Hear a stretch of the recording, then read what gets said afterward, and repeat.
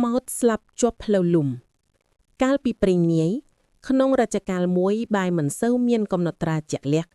នៅឯភូមិមួយដ៏ស្ងប់ស្ងាត់ជាប់នឹងដងផ្លូវលំដីក្រហមមួយខ្សែជីវភាពប្រជាជនពឹងផ្អែកលើការងារកសិកម្មជាចម្បងផ្លូវលំនោះលាតសន្ធឹងកាត់វាលស្រែនិងព្រៃតូចៗដែលជាផ្លូវតែមួយគត់សម្រាប់អ្នកស្រុកធ្វើដំណើរទៅមកទោះជាយ៉ាងណាកេតឈ្មោះនៃផ្លូវលំនោះពុំសូវល្អប៉ុន្មានឡើយចាប់តាំងពីថ្ងៃលិចរហូតដល់ពន្លឺព្រះអាទិត្យរះផុតពីជើងមេឃអ្នកស្រុកមិនហ៊ានធ្វើដំណើរឆ្លងកាត់ទីនោះដោយឯងនោះទេដោយសារតែមានរឿងដំណើរតគ្នា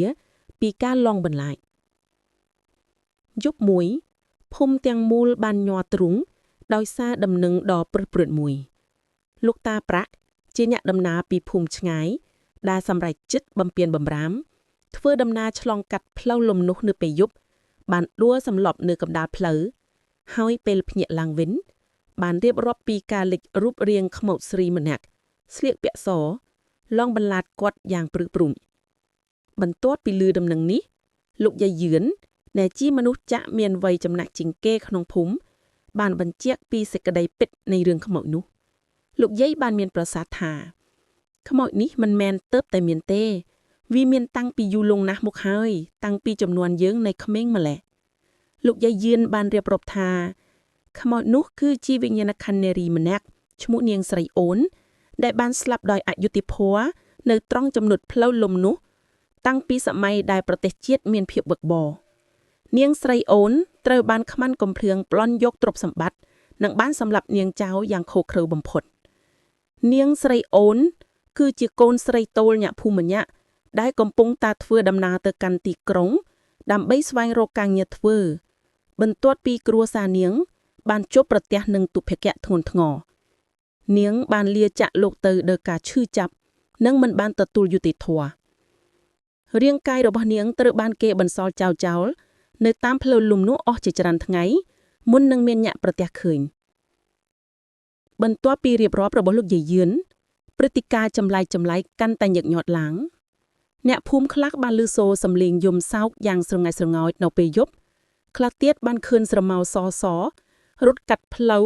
ហើយដំណើរកសិកម្មនៅពេលល្ងាចក៏ត្រូវបង្ខំចិត្តបញ្ឈប់ដោយឃើញព្រឹត្តិការណ៍នេះវាបានរំខានដល់ជីវភាពប្រចាំថ្ងៃរបស់ភូមិទាំងមូលអ្នកភូមិបានសម្រេចចិត្តរួមគ្នាដើម្បីស្វែងរកដំណោះស្រាយពួកគេបានប្រជុំគ្នានៅសាលាភូមិដើម្បីពិភាក្សាអំពីវិធីសាស្ត្រដែលអាចជួយឲ្យវិញ្ញាណក្ខន្ធនាងស្រីអូនបានទៅកាន់សុគតិភពបន្ទាប់ពីការពិភាក្សាពួកគេបានសម្រេចចិត្តថាត្រូវតែនិមន្តព្រះសង្ឃនិងអញ្ជើញអាចារ្យម្នាក់ដែលល្បីខាងកិច្ចការបណ្ដេញខ្មោចនិងធ្វើបុណ្យឧទ្ទិសកុសល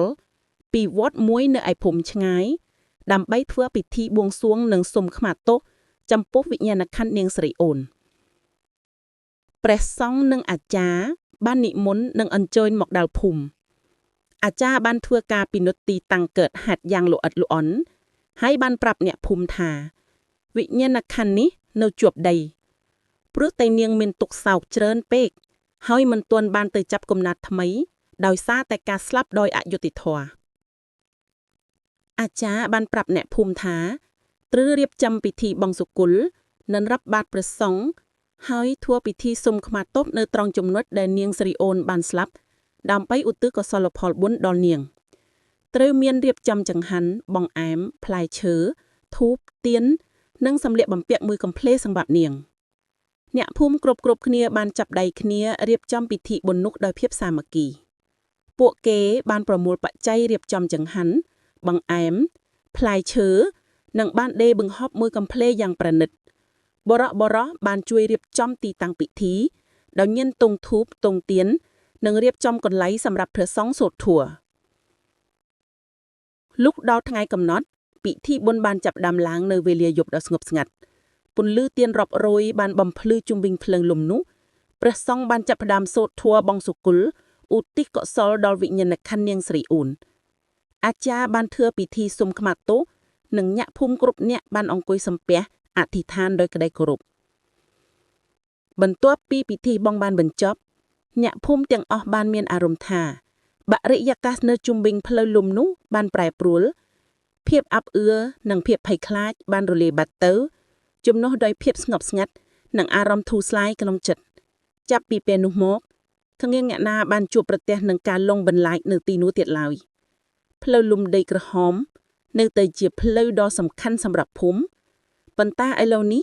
វាបានក្លាយទៅជាទីតាំងដែលរំលឹកដល់សេចក្តីសប្បុរសធម៌និងសាមគ្គីភាពរបស់អ្នកភូមិក៏ដូចជារឿងរ៉ាវនៃជីវិតដ៏គួរឲ្យសោកស្ដាយរបស់នាងស្រីអូន